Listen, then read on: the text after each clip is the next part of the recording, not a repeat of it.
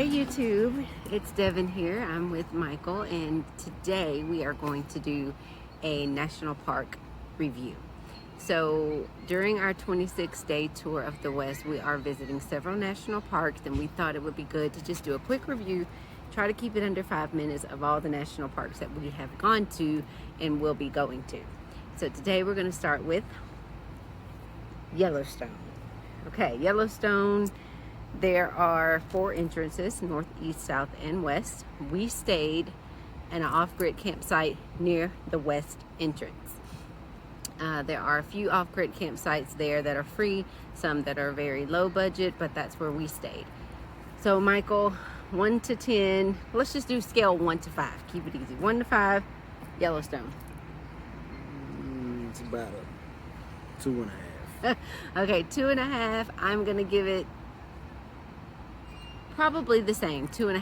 And the biggest part that we enjoyed about Yellowstone was the lake. It's a lake, right? Yeah. Yellowstone Lake was the best part about it. The geysers were cool to see, but not like necessary if you're not like a geyser fanatic. We didn't even get to see Old Faithful. When we thought we were gonna go back, the park closed down because of a fire, and we had to leave out of the south entrance. Is that right? East entrance. East? Okay, so we had to leave out of the east entrance. Imagine that, okay? East and west. So we had about a 5.5 hour detour to get back to the west side because you have to drive around all the mountains. Good thing about it is we got to see Grand Teton National Park, which is not one we were gonna go to, but we did have to pass through it, and it was beautiful. It was way better than the experience we even had at Yellowstone. Give Grand Teton a 4.5. 4.5. It was very clean. They had a continuing bike lane for like forever, so you can bike it, very friendly. They were just friendly in general. Good customer service out there. We went to one of the grocery stores and, just had a little picnic.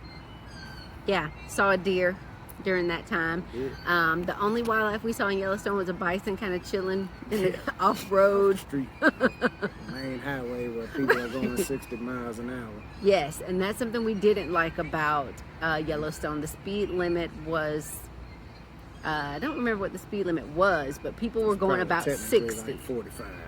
Yeah, people were going about 60, and they were so busy going from point A to B, from this site to that site to that site. I got to see this, got to do that they were missing all the opportunities for wildlife. And that's one thing that we really like. We like the sites, but we like to see wildlife, and we like to do some of the less common things that people are usually drawn to. So for Yellowstone, just be prepared if you go into the park to stay or to have a detour or an exit or an entrance or whatever to close on you. Have some food, have maybe a change of clothes if you have kids or something like that, but just be prepared that your experience could change, and be aware of the crowds as well, and try to get off the beaten path when you can if you don't get run over by the oncoming traffic. We did this on Labor Day weekend. Definitely not by design. Yeah. Yeah, I wouldn't suggest going on any major holidays such as that. Yeah, or any like peak times. We thought it would be non-peak, but didn't realize the Labor Day holiday, so that made it that much busier.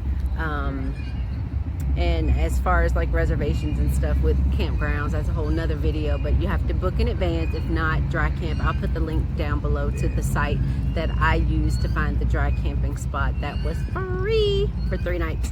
Yeah. But that's Yellowstone in a nutshell. Just be ready to drive fast, be in the hustle and bustle of the crowd.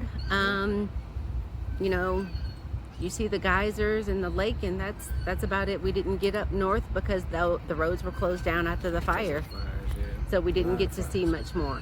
So that's Yellowstone. Next time we come back, we'll do Glacier, which is where we are right now in West Glacier, Montana.